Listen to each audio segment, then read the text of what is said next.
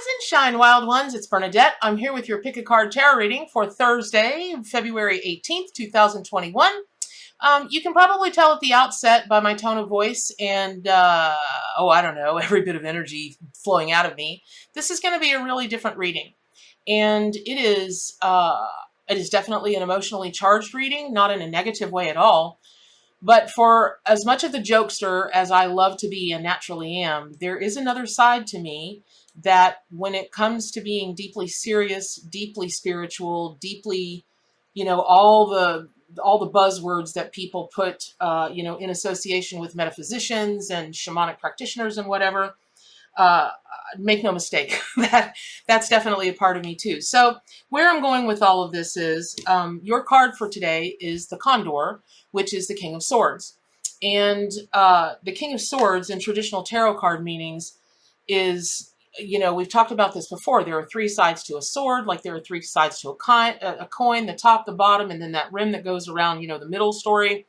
There are three versions of the truth. There's that one person's version, this person's version, and then the absolute truth, which, the universe, God, spirit guides, whomever may know, or they may not know, because there may not be one truth that, one truth size does not fit all. However, the King of Swords is about the closest we can get to truth as possible.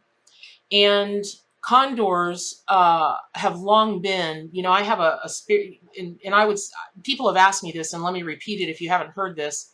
They've asked me, does it make any sense? Do you have just one spirit animal or a couple spirit animals, or, how do you do it, Bernadette? And I said, well, my main spirit totem and power animal is a bear.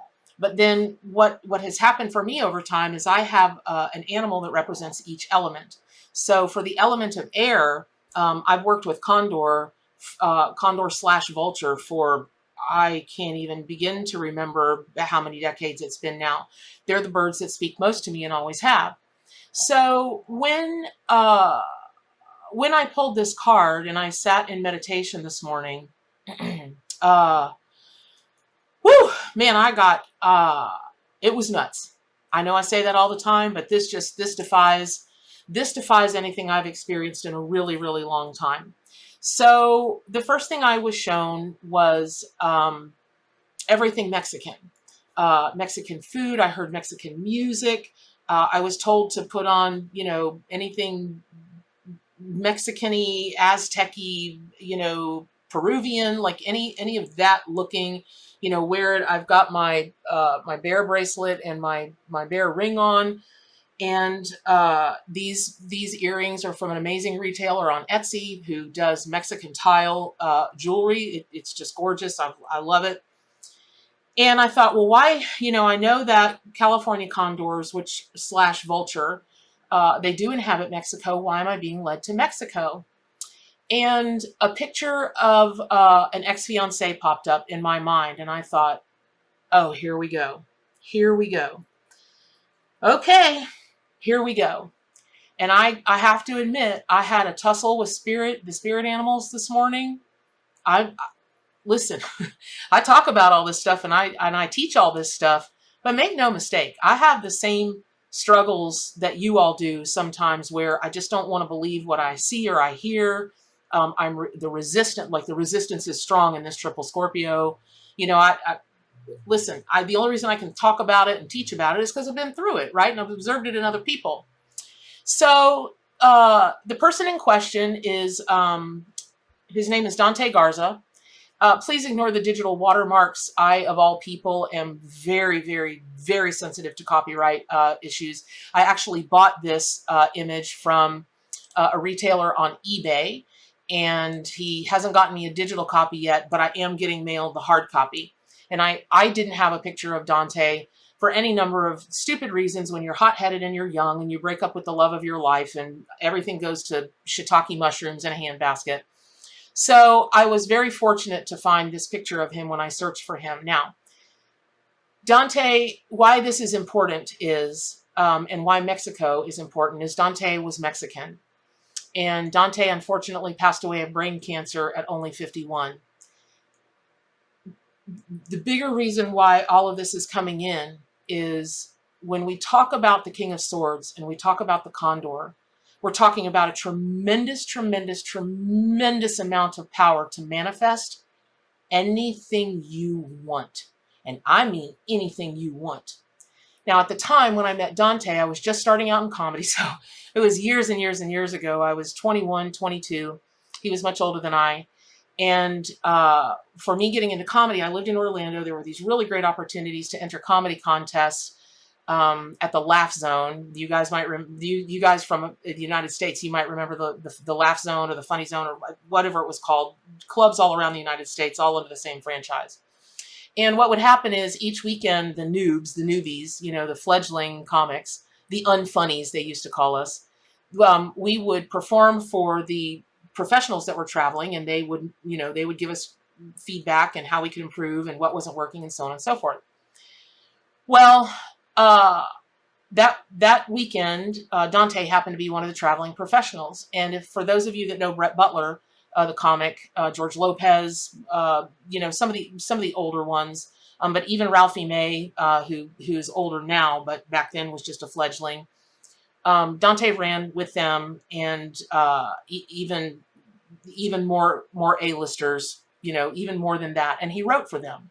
So when I saw the King of Swords and the Condor and was taken to Mexico and then shown a picture of Dante, I knew this was a story that had to be told, because here's how this all shakes out.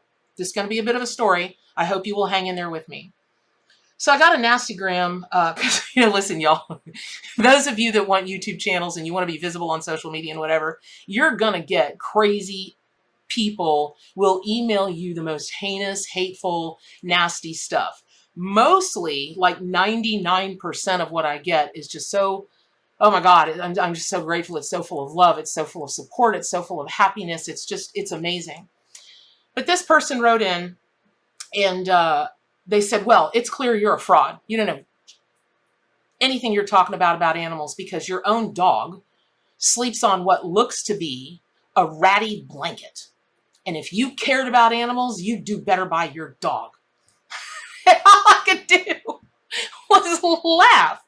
I was like, cuckoo, cuckoo, cuckoo for Cocoa Puffs, cuckoo for Cocoa Puffs. And I went on about my merry business. But it didn't trigger me negatively, but it triggered me, and I couldn't get that email out of my mind. And I've had people write me and say, why don't you just die? Right? I've had, oh my God, you can't even know. So I couldn't figure out what it was until I pulled that card this morning. Again, the Condor, the King of Swords. And I sat with that email. I sat with the card. I sat with the spirit animal. And when everything came to me, whoever you are that wrote that email, if you're watching this video, I love you. I love you to the depths and back, because your sacred contract that you signed up to be an absolute jerk on that day to me. And that triggered me, not in a negative way, but it did trigger me to start connecting dots on this morning with this card for all the wild ones who will be watching this video. So I thank you, because while your spirit in this lifetime is doing nasty things, your soul is as perfect as it's ever been, because the message is going to get out to all of these people, and I hope it's helpful. And here's what that message is. Dante Garza was the absolute love of my life, the love of my life. I was young and hot-headed. He was older and, you know, an artist. They're volatile and emotional, and, you know, most of them. And he certainly was at that time. We parted very badly. But 13 years later, I'm in Hollywood, and I am managing child and young adult actors, and bloop, in my inbox plops an email. Hey, baby, want to apologize for how we ended. Dante. I sat and I thought, do I want to open this email? Do I not want to open this email? Of course I opened that email in like 2.5 seconds. His next words were, the doctors have found brain cancer, and I wanted to make it right before I pass. I fell out of my chair onto the floor. So I emailed him and I said, please tell me where you are. I will come there right away. It doesn't matter where you are. I will come there. I will be to you by tomorrow. He'd been living 4.5 miles from me in Reseda, California for 8 years, and I never saw him. Our paths never crossed. It's Reseda, y'all. It's not that big. There at that time, there was only one Vons, one Kroger. I mean, you know, listen, I ran into so many Hollywood stars in Reseda, California that I stopped and chatted with and knew, or, you know, knew me or whatever. I didn't run into him. So we agreed to meet and have a dinner. And I got there first, and I watched the man that I didn't recognize get out of his car and be on a walker, as gaunt and as pale and as skinny. And Dante was a big boy, weighed about 400 pounds, about 5'9". The funniest person I've ever met in my life. One of the best comedy writers I've ever met in my life. And if you all do know Brett Butler and you happen to pick up her biography, her book, she gives a big thank you to him in there, which she should have. And that's all I can say about it. But she does owe a very big debt of gratitude to Dante for literally saving her life. And that's all I'll say about that. So I just thought, oh my God. And come to find out, Dante did not have the Southern phrase, I believe we call it, is pot to piss in. He was living in his car. I was like, that's it. You're coming to my house. I'll take care of you. And so I took Dante back and forth to his doctor's appointments at this. I now know why it's called the 7 levels of hell, because this hospital, which name I can't remember at the moment, it was the hospital where everybody, you know, the undocumented people went, people that were destitute people. I mean, this is where they went, and it was awful. So come to find out, he was in stage 4 brain cancer, and they could have started chemo and radiation, but it may or may have not given him a few months, a year at the most. And he said, nope, I want to go home to Texas to die. Okay. So long story short, we get him back to Texas, and I'll tell you guys this story another time, where this will be a 2-hour video. But in that trip to Texas, which it was just a miracle that he even got on a flight, because he'd had brain surgery where they went in and they looked and they, you know, did whatever they needed to do, took samples, this and that, to really make a determination about really where he was. Big gash, you know, shaved, giant suture in his head, big staples. And it makes sense to me why the airlines were like, he can't fly like that. We get that. But God love American Airlines. I still am grateful to them this day. They made an exception and they let us get on that plane. So we get on the plane, and but getting to the airport and getting him on the plane is an actual literal angel story. It's why I also talk about angels, and I have a big series of articles about angel numbers, and I talk about angels all the time. And I will, on this channel, I will be talking about angels and their correlation with spirit animals, that kind of thing. Because a literal angel, like the stories where someone appears, you look away for literally 2 seconds, you look back and they are gone, and nobody else that works there knows anybody that looks like that. Nobody. Okay, that's what happened in a nutshell. So we get Dante back to Texas, and he does pass about a month and a half later. But Dante didn't have anybody, and we had to put him in a indigent care house. Worst ever thing of my life. But we couldn't put him in a hotel. I was willing to do that. I wanted to do that. But then it was problematic that we couldn't get any care to help him, and he could not get through the day by himself.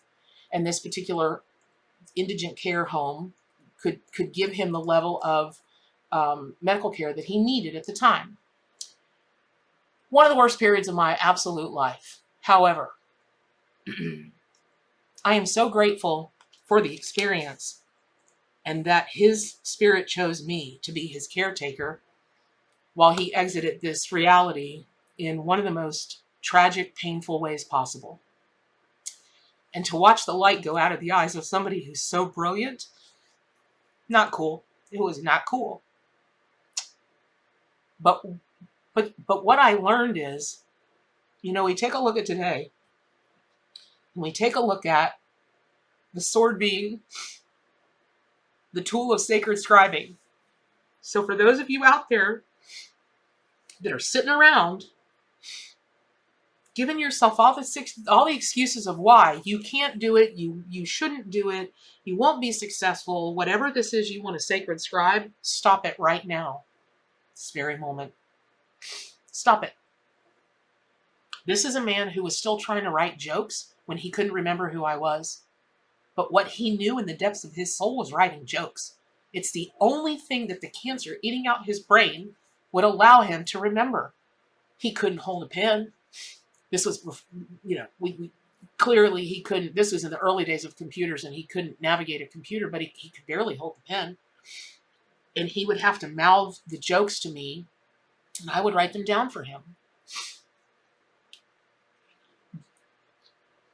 Whatever sacred scribing is calling to your soul, understand, if you're not moving forward right now, you have a form of brain cancer. You have something that's eating out your brain, eating out your emotions, eating out your confidence, eating out that. But you have the power to cure it. You have the power to cure your own cancer. So you must do that. You must. It doesn't matter if you never sell a copy of a book, if you never sell a copy of a tarot deck. It doesn't matter what, and this doesn't even have to be commercial that we're talking about. You don't even have to even want to be a professional, right? Professional, what does that even really mean, right?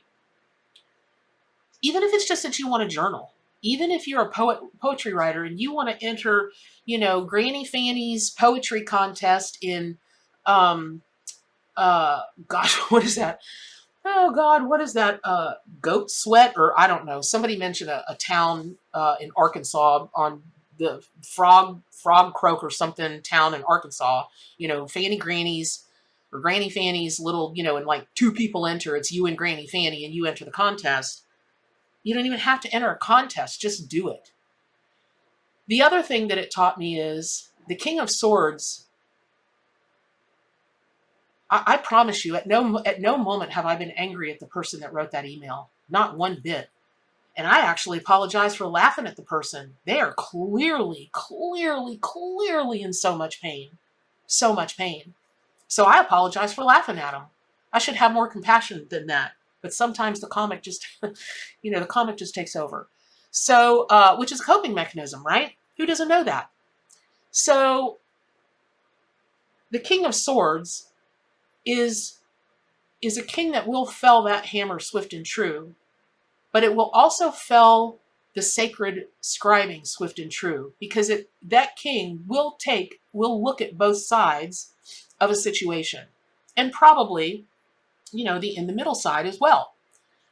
So as you are moving forward, there are just so many lessons that are being taught by this, which is also this. When you're taking a look at what this story means for you, when I tell you Dante and I ended badly, it was not great. And when he came back around again, it didn't matter. He was sick. He was dying. He needed me. I don't know if he emailed anybody else. I don't even know if he had anybody else to email. I don't know. We never talked about it. I didn't want to know. The focus was getting him to where he wanted to spend his last days and keeping him as pain-free as possible and as upbeat as possible. That was the only goal. So I would tell you this video is a very big call.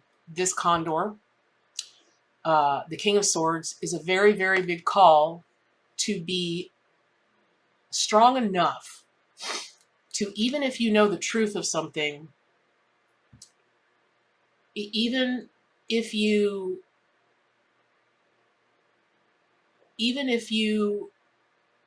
that truth means the other person didn't make great choices and didn't show up in the relationship in a positive way. At the end of the day, if they need help, you got to help them. That's it. Whatever you can do, you've got to help them. And I watched so many, especially this year with the situation that shall not be mentioned, you guys, families fell apart because people had different opinions about the situation that shall not be mentioned. Friendships of years, of decades. People got fired from work, because it polarized the entire.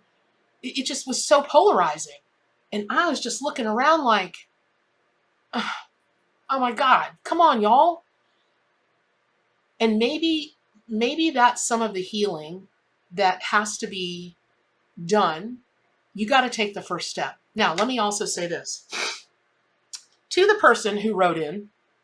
And I don't sell people out, right? I get a lot of email, probably a few hundred a week, no joke.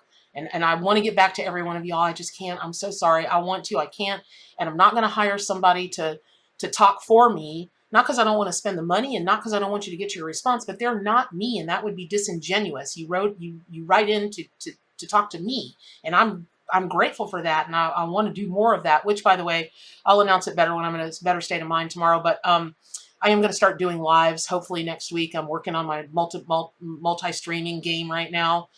And so let me go back to what I was saying, which is to the person who wrote in. You're right. This is the rattiest, tattiest, grossest blanket. Every time I wash the thing, I'm terrified it's going to fall apart. Terrified. And here's why. So Dante loved Chihuahuas. This is not a slur. This is not a slur. He was Mexican, and he was a comedian, and he used to say, "Of course I love Chihuahuas. It's the law. I have to love them. I'm freaking Mexican." And then we'd drink Corona, and we'd laugh, and we'd go, dancing somewhere on a Friday night, right? Okay. So see this picture? That's my dog Hops, she's my twofer. She's part Chihuahua and part pot-bellied pig. And in my whole life, I never thought I'd end up with a Chihuahua. It's the craziest story of how she came to me. But I knew when she came to me, because literally she came to me when we were out on a dock in Paynes Prairie looking at the full moon, the big super moon that was right then. We were with friends and my sister and whatever. And something licked a friend of mine's toes, and she was like, "Ah!" And we all looked down, and there was this beansy little dog. And then we were like, oh, there was a couple smooching over in the corner. So they never even noticed my friend's scream. They never looked for the dog. They never nothing. They just kept talking and smooching. When they got ready to go, she goes, "Oh my God, where's Princess?" And I said, "Asleep right here." And I had picked her up. It was really cold and she was shivering. I picked her up and I put her under my sweatshirt, and there she went. She started snoring at a very early age. So come to find out, the girl was deploying to the Navy in a week, and she was going to have to find a home for the dog anyway. And I said, "I'll take her right now. I'll take her." I was not having that. Come on now. You're out on a dock in the middle of no dang where at midnight watching a moon, and a puppy comes up to you, and that owner is about to leave and needs to find her a home and had made one move. Come on now. So I took her, and here we've been together for 12 years, right? 11 years, 12 years. All right. So that ratty tatty, well, she's doing it again. That ratty tatty blanket. Here, I'm even going to take a picture right now so you can see. This is what she's doing. Hold on. Unbelievable. Here we go. So what you'll see in this picture is she had another bed. She's got a nice, clean, warm blanket. She don't want that blanket. She wants that blanket. Now, every time I take that blanket and I go to wash it, she starts to whine. And she'll sit in front of that washing machine, and she'll look at me, and I know what she's telling me. I can't do anything about it. She can't be stunk. It can't be that way. She's got to have a clean blanket. Kind of like you tell your kids, you've got to brush your teeth or they're going to fall out of your mouth. Okay. She never knew Dante. This was in the 80s that we were together. But that blanket, the reason I keep that ratty, tatty blanket, and my dog who doesn't get the best of everything, ma'am, the reason I keep it is because from the day she walked into my house, it was the first thing she walked up to. And the reason I keep it is it's the blanket that covered Dante until he moved we took him back to Texas so he could pass away. He only wanted that blanket. He had it in the hospital with him. He had it when he stayed in my home. He freaked when I couldn't take care of him anymore and I had to have an ambulance come pick him up. He freaked when they put him in the gurney and they're trying to tote this, big old fella down the stairs. He had to have that blanket. I'll never know what his attachment was to it, but it has stayed with me ever since. So I got news for you, ma'am. I do give my animals the finest of everything. And as far as I'm concerned, she's connected to my Dante. Or I got 25 blankets in my house she could choose from. I've bought her blankets of her own. She wants that blanket and has from the day she walked into my house. So I thank you for your email. I do. Because it's given me time to remember one of the best people that ever walked this planet. One of the most talented people. He could dance, he could sing, he could write music, he could play like 9 different instruments, not casually. Play them. And it gives you guys an opportunity to really sit and think. If you're in a fuss, if you've been estranged from someone, if somebody's very ill, a lot of people just can't show up. If they find out somebody they care about is dying or they're very ill, they exit. They can't take it. They cannot take showing up for that person. They don't have the intestinal fortitude. You got to find it. You got to find it. In every moment, I believe it is about both people. And if you can't, you can't. But I bet you could. I bet you could.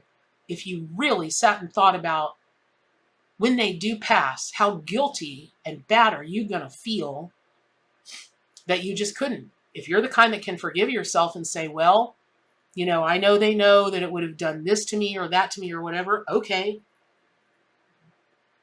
But in that moment, who needs who more? And I would invite you to know that, or consider, let me say I would invite you to consider that might be your sacred contract with that person, is they agreed to pass this time, this way.